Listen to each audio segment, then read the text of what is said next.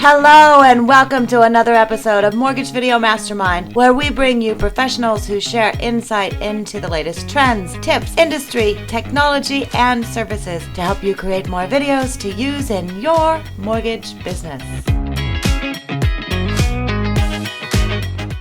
Yeah, Ginger said the topic was how to come up with topics for doing videos, and I think content. So if you want to kick us off, Carl, with the type of how people should think about the content they do for their video. For me, and obviously Ginger has literally written the book on this, so I would definitely transfer any of my ideas to her. But for me, I tell you, one of the things that I do is I just go into Facebook groups and see what people's asking about. Yep.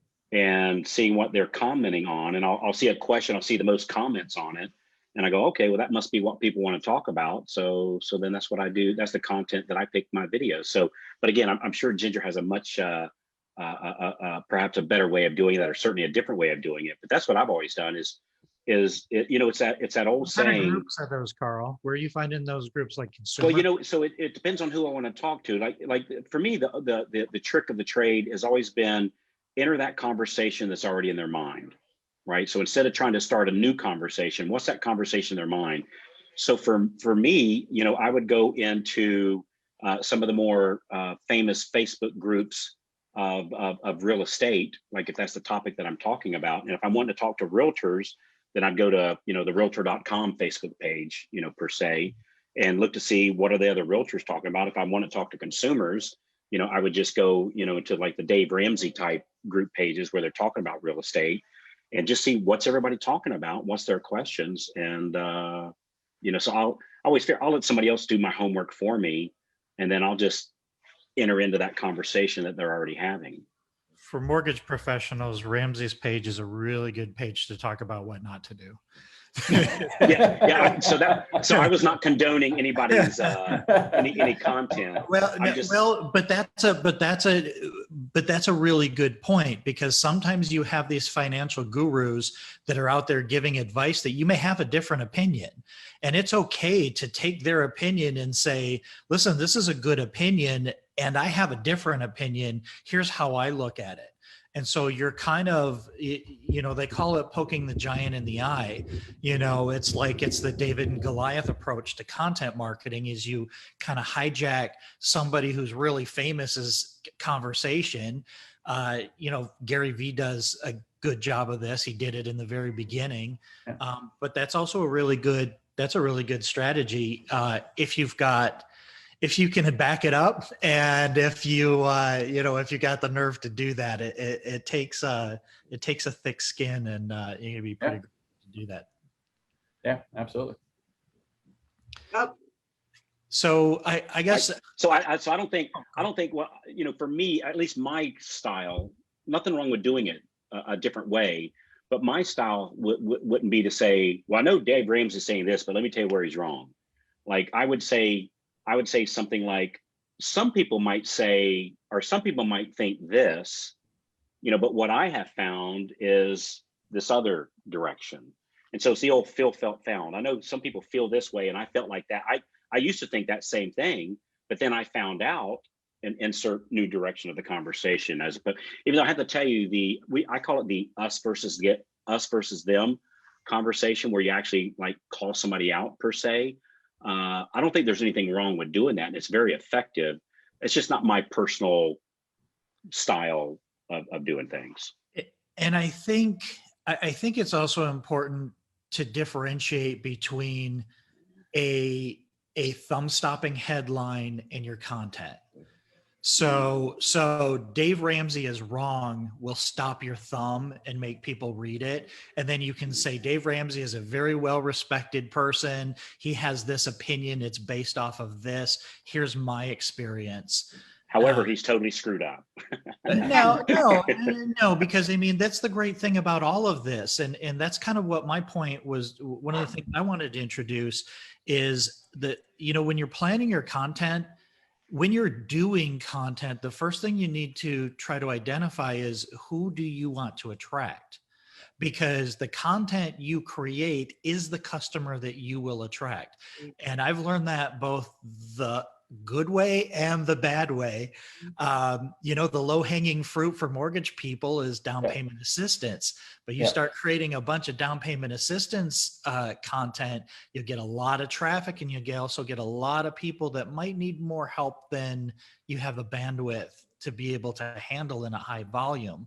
So I think that's the most important thing is why are you creating your content? Who's your audience? When speaking to that audience is important. Kyle talked about that when we had Kyle Seagrave on, that he had to first figure out who his audience was.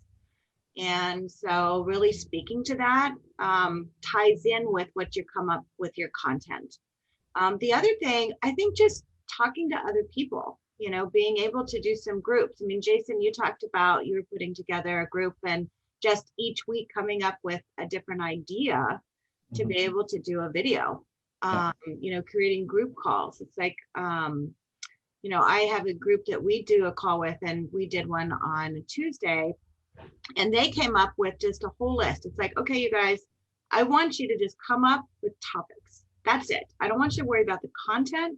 I just want you to begin by kind of identifying, you know, who you are, who's your customer, and what you do want to talk about, and then start that topic list. And so they came up with some ideas, and it's great because they just started shooting me emails. It's like, okay, I thought about this afterwards. And like one of them, we have a guy that's in West Hollywood, and he says that he has a large LGBTQ community. And so doing support videos, so not necessarily just videos on mortgage, but building some of those support videos as well is good. He talked about gratitude videos, why mortgage brokers love what we do and why we're thankful for our clients. So, you know, having those kind of things.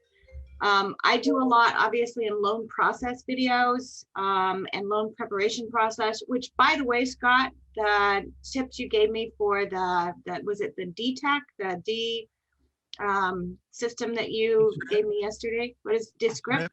Yeah. I mean, honestly, that cut probably an hour off of editing one video. So, you know, working within groups to be able to find out, you know, sharing, which is why we're doing this, is so important. So, you know, walking through an online application, you can record it one time and then divide it up into little things. So, you know, I love the idea as far as, you know, finding the topics that's hot right now, but don't limit yourself just to talking about mortgages. Think about who's your audience and what you're doing. And then to piggyback on, you know, challenging Dave, you know, different people that are doing things like with Ramsey. You did that, Frazier, with Gary Vee, when he said, don't buy a home. It's the worst investment.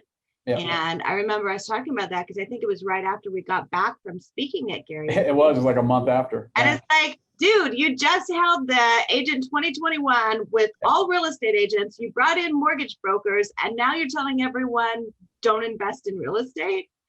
And you challenged him on that, and I know it got a lot of traction for you too. So I think that's good to do that, and to do it in a way that it's, you know, capturing attention, but also offering some solutions. So here's why I think, and something to consider, which is important.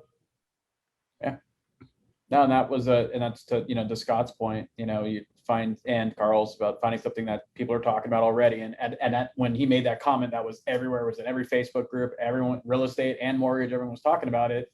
And so I wrote that article, you know, kind of a little bit of newsjacking there, but, you know, with that, and because we had just got back from, you know, speaking at his event. And so if you Google Gary Vaynerchuk and housing now, you'll see my article. I think it's like number 2 or number 1, like right underneath his, it's my article, and same thing, right? That was a topic, everyone was talking about it. And if you read mine, headline, you know, got the magnet, grab the attention, and then just, you know, give my opinion on what he said, right? And so to me, that's where you always look for opportunities to show that you're the expert, right? Show that you're the thought leader, show that you're the one that people should, you know, give their attention to, because you have some value to give, and you're not just simply just trying to say mortgage, sell, right? You're giving them some advice, some expertise that others are not. One of the ways I like to think about this, and as a metaphor, is if you start creating content, you're building a library of your knowledge base and your experience. So every piece of content that you create is a brick that you're laying in the foundation of your future reputation. So it's important to have a blueprint first and kind of know why you're doing it, because we're not newscasters. I think a lot of people feel like we have to flip it on and talk about whatever is going on, and that it's all like spontaneous and you're talking about these things. But it's not always that way. There's a variety of content. There's evergreen content that's never going to change, which is how Kyle started with just guidelines and just talking about guidelines. Those aren't necessarily going to change, but it becomes timely and relevant if there's a change in that guideline that you have already established yourself as an expert in.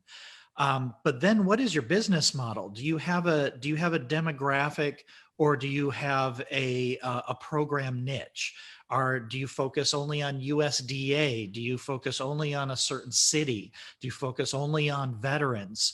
And then start laying those bricks in that foundation around that. Hyper local content is a lot less about mortgages and more about establishing yourself as a presence.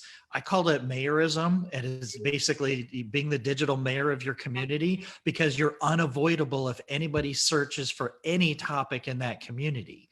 And then you kind of become the voice of that community. And if you're the most aggressive content creator in your geographic area, you're going to own that entire space. And so and again, this goes back to what Carl said when we led this off before Ginger got on. She literally wrote the book on this. You need to kind of know where you're going with this stuff. And it's important that you have a plan, because the feedback on creating content is very delayed. You're not going to get instant feedback. People aren't going to they're not going to start responding to you right away. You could be creating content for 6 to 8 to 12 months before you really start getting consumers and feedback from people saying, hey, I ran across your content and this stuff is really good. So you got to know that there's some long haul to it, and you got to have a plan, because once that house is built, it's not easy to tear down and start over. You know, another content thing that I've done in the past that worked really well, I'm almost embarrassed to say it might have been some of my most popular, if not my most popular, was a consumer direct thing. And it also went to my past database. Actually, we also send it out to the real estate agents too, was what's happening this weekend. And so I'd shoot out a little video. I'd do it Thursday afternoon. And the reason I do it Thursday afternoon is because the local paper would tell us what's happening this weekend on Thursday morning, right? I'd go online, get it on Thursday morning. In my case, the Tampa Tribune. And so I'd just go into the Tampa Tribune and I'd click what's happening this weekend in the Tampa Bay area. And I'd pick 3 things. I'd pick one thing artsy fartsy. I'd pick one thing adult-ish, but not controversial. And I'd pick one thing for the kids. And it was a little literally like a 30-second video, and then I'd tack on a call to action. So it'd be like, hey, this is Carl over at Ginger's mortgagecompany.com, and hey, 3 things happening this weekend. Me and the missus were looking, and we think we saw this thing, artsy fartsy. The Florida Orchestra's playing, something like that, right? Or art museum or something like that. And so I'd say, hey, we saw this thing, artsy fartsy. It's happening down at the Vinoy. We saw this thing, First Friday is coming up this Friday, which is kind of like a block party, wine drinking, primarily an adult beverage type gathering. So we're having the artsy fartsy thing. We're having the adultish, but not controversial. And then the third thing, they're also having a little outside art festival, arts and crafts show down in Tarpon Springs by the bayfront there. So anyway, we're thinking about which of those 3 to go. Hope to see you out there. Oh, by the way, if you're looking to buy, sell, or refinance, that's what I do. Love to talk to you about that. In the meantime, see you out on the town. And that was it. And my gosh, that thing worked really, really well. I love it. You know, we've got Andrew Vieira asked a question to you, Carl, about posting your videos directly in those groups that you're trolling. That type of video you just described, we know in a good way, Carl. He's In a good way. But that kind of video you absolutely could. That kind of video you absolutely could post in a neighborhood community group, and it wouldn't be uncool. 100%. As long, like, where people get pissed off is if I jump on to your group about collecting antique cars and I go, hey, if you want to refinance so that you can buy another antique car, that's you've got to look, if you're coming to visit, you got to bring you got to bring a bottle of wine, you got to bring some cookies, you got to bring, you know, some barbecue to the party. You can't just show up at the party with an empty plate looking for people to put stuff on your plate. And so so I agree 100% with that. But I'm very respectful of going on other people's professional group pages, like if I don't know, well, like if Ginger is doing this video group page, which you had, which is by far the best one, maybe the only one in the mortgage industry. I love it. Really good content there. You know, the last thing I would do, which I don't have one, but like if I had, I don't know, if I was selling cameras or scripts or something like that, I would never, ever go post on that page, say, hey, I've got these great scripts, or hey, buy my, which I don't have one, Ginger does. Hey, go buy my video marketing book. You know, I would never be disrespectful and go on somebody's, but number one, it's uncool. And number two, you'll get kicked off in a New York second. Early in my career, I did kind of some of those things, a little bit of a bull in the china shop. Horrible mistake, totally uncool. I think it's a mistake, and a lot of marketers do this. Well, but you treat online like it's not in person. You should always treat online like it's in person. Just because you're online in a group, imagine you're standing in a room with all of those people. Would you jump up on top of a table and start screaming about how you can, you know, about what you have to offer while everybody's having conversations with each other? There's this weird thing where people behave inconsistent with how they are when they think they have anonymity, or there's like this perception of anonymity. And Carl is the best example of this, I think, by far, of just being genuine and being completely honest in everything that you do and putting it out there.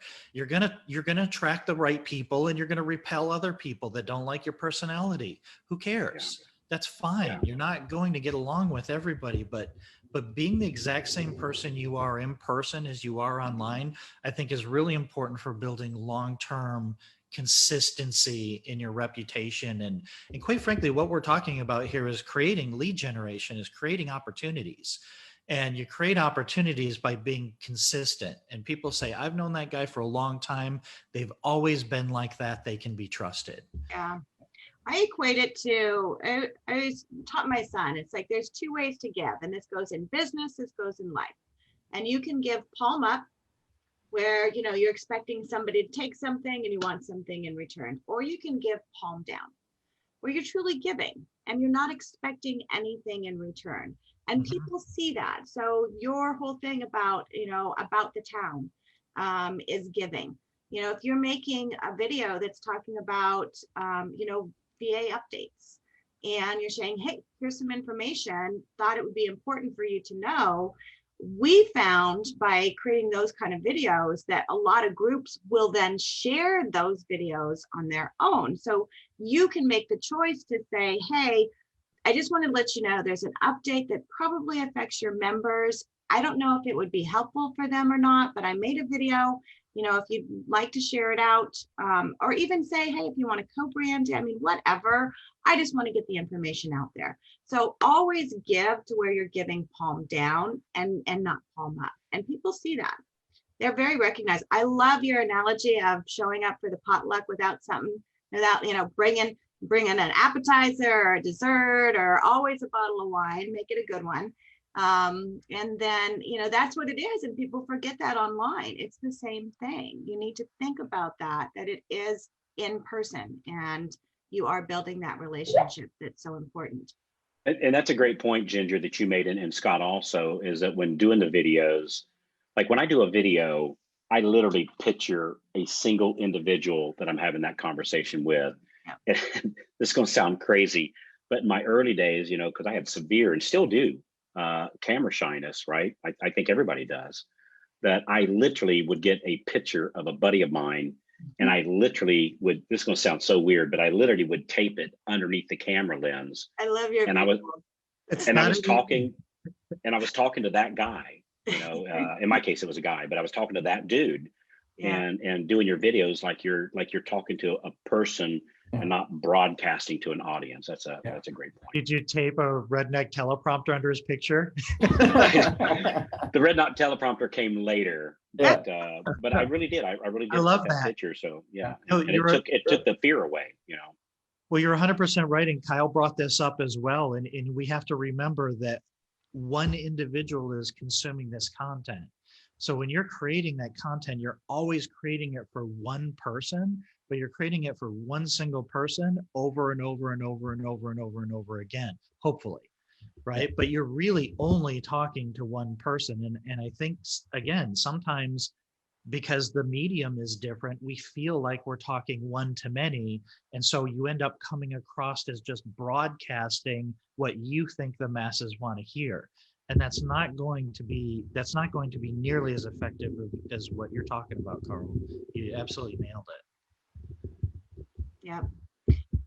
So coming up with topics, if you have a list of topics that you're going to pull from, it makes it a lot easier to consistently create those videos. And, you know, it's that fear, you know, you talk about the fear of camera. It's like, I hate getting on the camera. We all hate getting on the camera. Nobody loves it.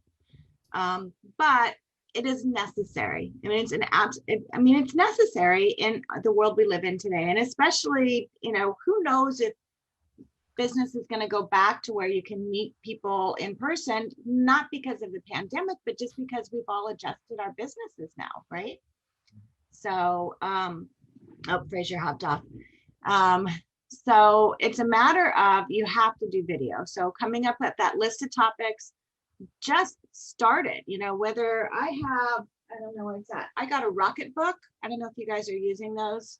You can get it on Amazon, but basically it's awesome because it's a book that you write on, and then you take a picture of whatever you write on your phone, and the app turns it into a document and it emails to you, and now you can edit it and share it and to do all those things. And so I've started using that for everything, because that's the biggest. I'm a writer. It's like, I like to write things. I like that physical. I'm old school. But I also know it's like, oh, I need to have access to it. So, you know, get whatever it is. If you're going to do it on an Excel spreadsheet, if you're going to do it on a Word document, if you're going to get a Rocket Book, write that list down, and you're constantly adding to it. I mean, it's just constantly growing. When you have that, it's like, oh, I need to do a video on that. Then, you know, we talked about this last week, the schedule. Get yourself on your schedule, put it onto your calendar, make the commitment, and start recording those videos. I'm an incentive type person. So it's like, I know if I give myself a deadline and hold myself accountable to it and I get it done, then it's like, okay, now, you know, now you can go and play. Now you can go and do something. Now you can, you know, go have a glass of wine, whatever it is you want to do. But you have to make that commitment to do that. And I honestly think it begins by having that topic list, and something you can always do. You're going to feel a lot more comfortable going, oh, you know what? The next topic I was going to do was talking about, you know, how you can beat a cash offer, you know, what you need to do as far as getting, you know, started. How can you save more money? You know, how do you improve your credit score? There's a ton of things we can talk about. And you always say, Scott, go to your inbox, you know, whatever questions you're getting or questions you're answering, problems you're solving, that's always it. I also think there are some broad categories that you can kind of use to put your content under. Timely and relevant is one. So these are things that are happening right now, and that's kind of your inbox. And when you talk about, you know, how do you compete against cash hours or cash offers, that's directly relevant to today's market. That might not be relevant in a year from now. There's a demographic category where maybe you help nurses are firefighters or police officers or some sort of demographic that you just happen to be really good at. There's program niches. So that's your VA and your USDA or a buyer assistance in your community. And then like what Carl said is your community content. And that's your hyper local. You're embracing the entire community. You're reporting about the community. Interview the local school superintendent and talk about schools opening. Interview the mayor, talk about what's happening in the town.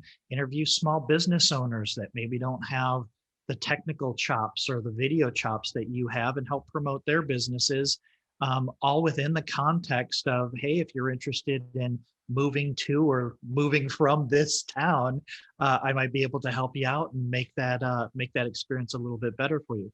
So like when you look at those broad categories, I think you start with those categories and then you create your lists under those categories and mix them up, because your evergreen stuff is always going to be there. That's the stuff that you can lay your foundation, and then just kind of go from one list to another and start building out those funnels, building out those categories of those content categories.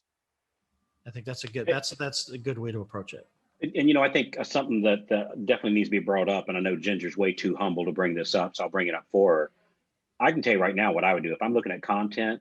Ginger, that book you wrote, I know you might be getting tired of me saying this, that book was absolutely fantastic. It was really, really good. I didn't know what it was when I ordered it. I just saw video marketing by Ginger. It's got to be good, right? And I got it and was like, holy cow, this thing is phenomenal. Where you give nothing but ideas and templates of here's your topics for a year. Yeah. And that was really, really good. So if you haven't done so yet, if you go on Amazon, and what I did, I just typed in your name, Ginger Bell, and there might be a better way of searching for it. But that book that you wrote on what topics to do, it doesn't just tell me how to come up with topics, it gave me the topics. And I would, without question, and I'm not just saying it because you're here and you're kind enough to have myself and Scott be a part of your party. It was a fantastic book, and I don't know how you came up with all those topics, but that would, without question, be my how-to. So we're actually Diane in my office is buying a bunch of copies, and we're sending it out to the loan officers in my branch. And it's an absolute must if you're looking for content. Again, I'm not trying to do a shameless plug here, but it was really, really, really good. Well, you're sweet. And honestly, I came up with that just out of, having conversations with LOs with their frustration. And it's like, okay, if I gave you a topic every single week to where, all you have to do is say, oh, I can do a video on that. Because that's it. It's the creativity. And so many LOs, they tend not to be on the creative side. We're, different side of thinking on our brain. And so just being able to offer that, you have the knowledge. And then the idea is like, okay, let's put it down. It's the same thing you do, when you're meeting with a borrower, what to do, right? So it's like, it's a matter of putting them through that path.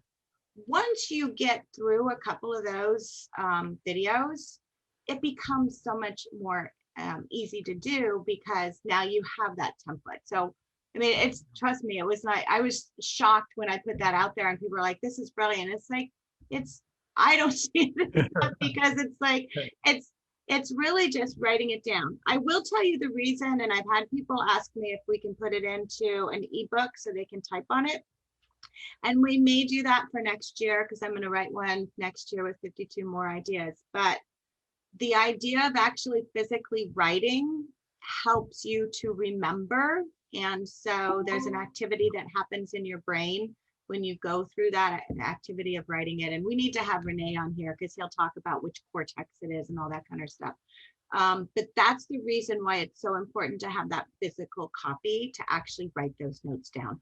Then you can use the redneck. And that's what we need to do. I think we need to make, when we all get together, Carl, I want us to make a video of that whole redneck and going through that whole process, because then you can do that and you can put it onto your teleprompter or you can put it onto, whatever it is. So that's the whole idea. So thank you. You're very sweet. Well, I have to say, when you said you didn't know it was going to be that great, I tell you, I just had a visual image. I was watching an interview some years ago of Led Zeppelin, Robert Plant, the lead singer of Led Zeppelin. And somebody asked him when he wrote Stairway to Heaven, did he know that was going to be such an iconic song? He said, we just thought it was okay. We didn't realize what we had until we played it at the first concert and the crowd went nuts. We just thought it was okay. It was like, you geniuses are, you're so good at what you do. You don't know how good it is sometimes. Other people have to say, my God, this is fantastic. So anyway. Well, that's a really important point, Carl, and I've been having this conversation a lot. I think we take for granted how much we actually know, because we do this all day long and we think nobody wants to know. Everybody knows that. And I'm telling you, everybody doesn't know that from the very simplest topics. First of all, Carl, 1000% agree with what you said about Ginger's book. 100% start there. It's going to save you a year's worth of time. If you build on that, great, but at least you have that safety net and you have that path. And the lowest hanging fruit that I think we all just take for granted is just tell stories about people you've helped. Every single time we have all of these great stories where we're bringing these consumers, the home buyers that didn't think they could buy, and there was this problem and we overcame it and now they're happy. Tell those stories, because what's happening is the people that are watching that see that you care, they see your passion, they understand that you're an expert, and they see that you're a problem solver. You don't have to solve their problem, but they see that you solve other people's problems. And sometimes that's the takeaway. People are just trying to bridge the trust gap between their keyboard and their heart, right? And they just want to make sure they're not being lied to. So when you're talking about people that you've helped, that makes people more comfortable with you, and that super low hanging fruit. It's right here top of mind, and there's going to be some emotion when you start telling those stories, because you're going to relive that journey that you went through with those clients. Yeah. And that's also a really good place to start. So this has been fantastic. Yeah, it's been awesome. And now it's time to leave. So so we made it past we grew beyond the 15-minute Friday, which honestly, when I started this, it's like, okay, if we can just give some morsels for 15 minutes on a Friday.